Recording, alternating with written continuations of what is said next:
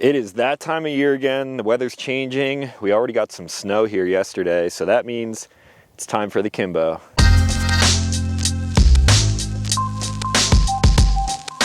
What's going on, everyone? Back with another episode of Stuff and Things, and we got the Kimbo loaded up, but this time on a new truck, the 3rd Gen Tundra. When you guys have seen this previously on my channel, of course, it was in my 3rd Gen Tacoma, access cab with a 6-foot bed, so I knew getting this camper to fit on a larger truck like this was going to be a little bit of a problem-solving kind of deal. There's been a lot of stuff that kind of went into this, and I'm gonna basically show you guys what I did to make this thing fit, and I also have already tested it on a quick trip up to Eastern Oregon. I did about a 5-day trip with my friends at Firestone Tires, and I really put this entire setup to the test. The testing was a little bit more extreme than I would typically like, but I'm happy to report that it did really well, and I've got all of those videos of that trip coming for you guys here on the channel pretty soon. So let's do a little bit of a backstory. I'm gonna act like you guys have never seen the Kimbo camper before. This is a Series 6 camper coming from Kimbo, meaning that it is fit for trucks with beds that are 6 feet long. One of the main reasons I went with the 3rd Gen Tundra that is a 6.5-foot bed is mainly to fit this camper. This entire thing was really designed around an access cab Tacoma. However, it can fit in other trucks, as you can see right here. I see people putting them on F-150s, 250s, basically trucks of all sizes. You could even technically put it in a short bed Tacoma, but it's going to hang out the tailgate, so that is not something that I would personally recommend. So basically any truck with a 6-foot bed or longer. So because the Tundra is bigger in basically every dimension, I knew I was going to have more space side to side. I knew I was going to have about half a foot of space from front to back. So fitment there was not going to be an issue. The only thing that I was concerned about is the dimensions from the bottom of the bed to clear the cab. The bed of this camper, of course, stretches up over the front of the cab of the truck, so I knew I needed to build a platform. This is not something that was like super strange to me, because with my Tacoma setup, I had that thing set up with a Sherpa roof rack, and I needed to lift the camper just a little bit in order to clear that. That way I could have a light bar up there. Now the Tundra cab itself sits a lot taller than a Tacoma, and I have a roof rack on this. So I took a bunch of measurements and then I came up with a game plan, which ended up working out pretty well. So I'll bring you in a little bit closer to the bed so you can kind of get an idea of what's going on here. So after a little bit of measurement, I realized that the camper needed to sit about 6 inches off of the deck of the bed in order to clear the roof rack. I also took measurements with the roof rack off, and I'm not sure if you guys are going to be able to see this right now, but the shark fin antenna there is really the lowest point that I can't really remove without a bunch more work. So the roof rack only sits about an inch taller than that. And then I was also kind of thinking about the pros and cons. If I don't have a roof rack on here, then the air is just going to go straight over the top of the truck and slam into the back. This obviously is not aerodynamic as it is, so I decided to keep that on there to hopefully push some of the air up and around the camper, making it a little bit better. Also, aesthetically, I think the Sherpa rack looks really good under here, and it fits almost perfectly. With the platform that I came up with, it's sitting maybe like an inch or two above the roof bars, and even when I'm bouncing around off-road with this thing, it does not come in contact.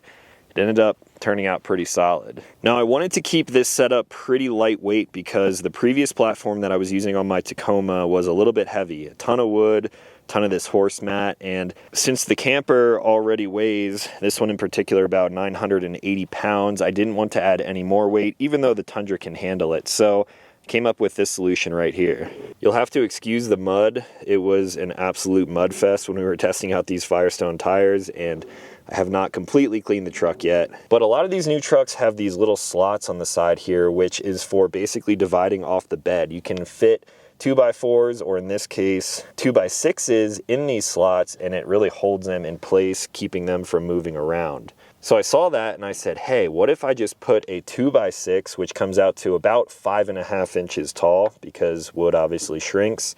What if I put those in between here, because that would be better than supporting the weight on the face of the board. So I put one up here in the front and then one up there towards the cab side. And that was basically the main structure for this. But what do you put underneath the camper to really give it all of that support? I went really lightweight on this one and found some foam board just at a local Home Depot, and I stacked it up. So this is about 5.5 inches. I did 2 sheets of 2-inch foam, so that gives us 4.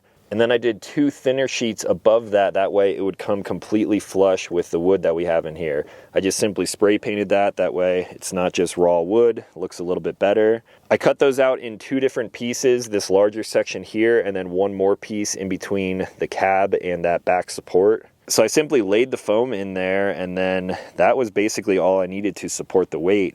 The icing on the cake was this about 1/2 inch horse mat here, got at a local Murdoch's, kind of like a Tractor Supply company. And then I screwed that horse mat down into both of the wooden supports, and that was it. The whole setup weighs maybe 110 pounds. 100 pounds of that weight is really coming from the horse mat, so it's really just 100 pounds for the horse mat. The foam board weighs pretty much nothing, and then 2 of the 2x6s there, and I cut those down to about 5 feet in length to fit in here perfectly.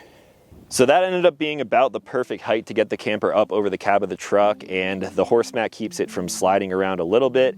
The ratchet straps go into the 4 factory points on each corner. That's just how the Tacoma was, and this is how the setup has been, and after testing, it's been working out pretty good. The only thing that I've noticed, and I will hit on more in a future video when I'm actually testing this out, is because there is extra space, especially in between the wheel wells here, the camper does have a tendency to shift when you are off camber and kind of bouncing around. I went over some big obstacles where the truck was leaning really hard, and of course, because this thing is only held down with ratchet straps, it can shift slightly. We're only talking about a couple inches, and it hasn't been a problem, but it's something that I'm keeping a mental note of, just because it would be ideal if this camper was, of course, completely centered, which right now, it's actually pretty good. I'm thinking in the future, I may create a support brace in between here. That way, once the camper is centered in the bed of the truck, it physically cannot move anymore, but we'll cross that bridge when we get to it, and again, I'll talk about that more in a future video.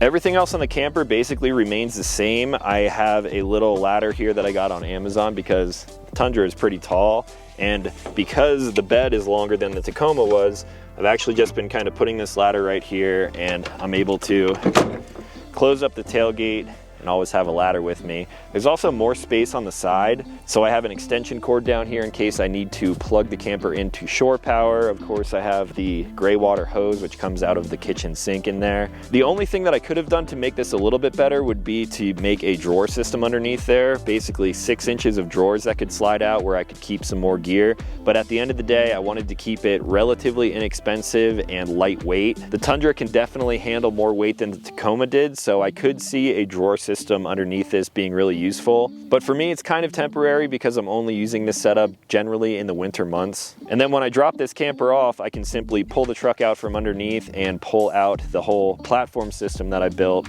in about 5 minutes. It is really, really simple, and I think it's a pretty clean way to do things. Now, speaking of dropping this camper off, I want to talk about the rest of the truck setup, because since this is the first time having it on the Tundra, I decided to do things just a little bit differently. One of them starting with the outside.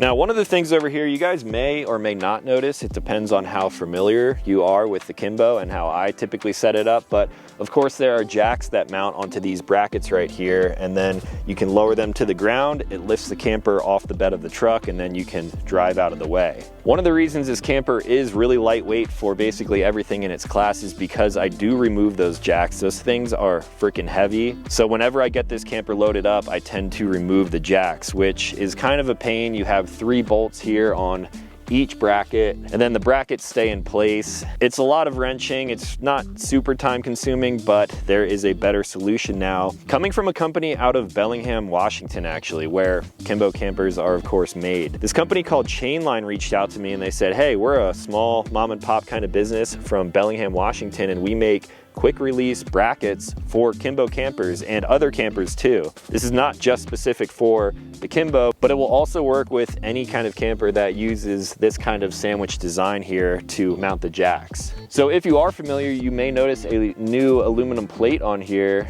And then in between that plate and the one that is fit to the camper itself, there are little spacers in here. I have not actually used these to their full potential yet. When I put the camper on, I disconnected all of the jacks with all of these bolts, and then I put this system together, but of course the camper is on to stay for a little while, so I have not had to drop the camper off yet. But essentially there's another bracket that mounts to the jacks, and it goes inside of these little spacers here in between the bracket, and then a captive pin will pop inside there. That way, all you have to do to remove the jacks is pull the pin, slide it out the side, and then simply lift the jack off. I can't really think of a more simple way to do this, and it really saves me a ton of time. If I need to drop the camper, I'm much more inclined to do it now because I can get the jacks on here in about, I don't know, maybe a minute.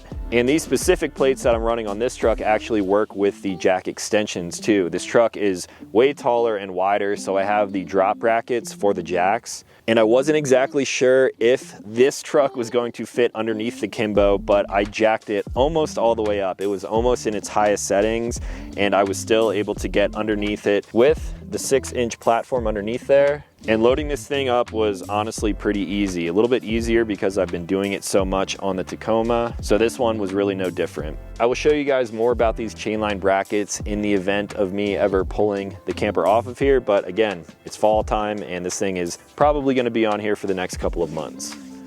Now for kind of the icing on the cake. Since the Tundra is so much bigger than the Tacoma, I have a lot more cab space in here, and I've been thinking about this idea for a while. What could I do to better utilize the space in here, especially when I'm traveling around mainly by myself a lot of the times? I'm just throwing gear into the back seat, I'm throwing gear onto my front seat, and stuff was just kind of like shifting around, and I didn't have a good solution for keeping things completely dialed in here unless I were to completely delete the back seats. So if I pop open just the back door here, you will notice that I have a new system in here coming from a very new company. This is one that you guys are probably going to want to look into. The company is known as 63 Industries, and they're actually based out of Idaho. On my way out to Eastern Oregon, I went and visited them. The owners, Tosh and Jess, were super friendly. I met them for the very first time and we hit it off. We hung out for about 5 hours and they gave me a rundown of all of these products that they're making. So this in particular, everything that I'm about to show you inside of here is known as their cargo system. It's essentially a way to have gear storage inside the cab of your vehicle without completely deleting the seats. It's modular, so it can snap into place and be removed in just a matter of seconds. And if you guys know me, you know I love stuff that's modular because I'm constantly changing things up and I'm using vehicles differently basically on every single trip. Now if we take a look at the cargo system in here, it is all in place and I have 3 of my seats covered right now. I'll be able to show you guys this a little bit better in a future video because I think I'm going to add a setup like this to my Tacoma as well. But essentially it is an injection molded system with some custom extrusion for legs. It creates a flat top over top of your seat and it actually does not touch the seat, so it's not going to affect anyone who has some nice leather like this truck happens to have. And then it actually clips into some anchors which you mount to the clips found underneath your seat, which is really made for carrying around car seats. Basically every truck has car seat anchors in the back of it. So this entire modular system can be sized up or down according to the vehicle that you have, and it just clips into place and I can pull this entire system out in just a matter of seconds. And then if I pull my gear out of here, you can get a better idea of what the top of the deck actually looks like. It's a simple flat storage deck, and they even include some like rubberized kind of neoprene pads on there. That way these things don't make noise. And this truck has been off-road a lot over the past couple of days and I don't notice any rattles or any extra noise. I'm really stoked on this system and it is completely customizable at the same time. So for the passenger seat behind the driver's seat, I just opted for a completely flat deck because this is where I am generally storing things like my photo kit. I have a photo kit and a video kit, both this size right here. And this thing fits perfectly right behind my seat. And then if I rock my seat back a little bit, it actually kind of pinches it in there so it's not going to go sliding around. Now whenever I'm out in the mountains and want to snap some photos, I come back here, pop open this case sitting right in the back seat, pull out what I need, take some shots and throw it right back in. Before, this stuff was just sitting loose on my seat, and when I'm going down really steep grades it would slide all around and camera gear would go flying. So this is a really nice nice system for me in my particular use case, but if you put this in any vehicle, it's just nice to have storage back here if you're not using your rear seats. Maybe you're going grocery shopping and you're throwing stuff in the back. Maybe you're a door-to-door salesman and you carry briefcase, laptop, computer, all kinds of extra gear with you. Instead of just throwing it on the back seat, you have a nice storage deck here. And the modularity goes even a little bit further than that.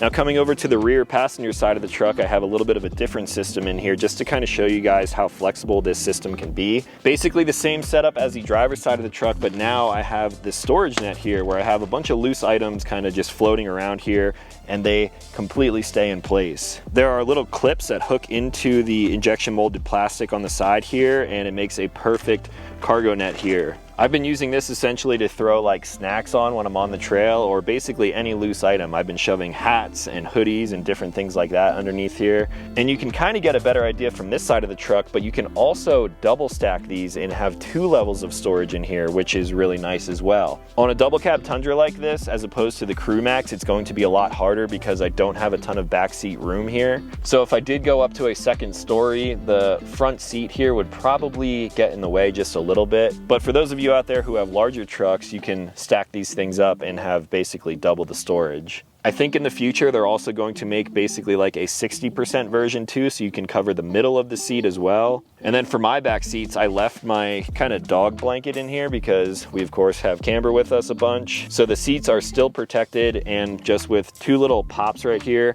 I can pull this entire system out in about 5 seconds. You still have access to the floor well over here, so I do have the ability to store some other things down here. I got a bag of goodies, I've got some hats and other things, so it's really not eating into the space too much, and it's also allowing me to stay way more organized than ever before. Now, that being said, when I was talking to the folks at 63 Industries, I came up with an idea which was just kind of like us brainstorming back and forth, and the next one is actually positioned on the front passenger seat. So Tosh was telling me about a bunch of different use cases for a platform on the front seat, and that is the one that I gravitated towards the most. He mentioned that people in law enforcement obviously have a front seat with a ton of gear on it, and there may have been some demand for a cargo system up there. That got my brain going. I always keep my video kit right up here on my front seat, and it is constantly falling off the seat when I'm off-roading. So I said, hey, let's actually make something like that, and he got to work right away. This is kind of like a prototype rough version, but I think this is something that they will bring to market eventually. So this is a cargo system that fits over the front passenger seat of a vehicle. If you're like me and you travel around by yourself pretty frequently, this is going to be a great solution for you. For my use case in particular, I have the video kit here, and then we've also added some walls around the outside.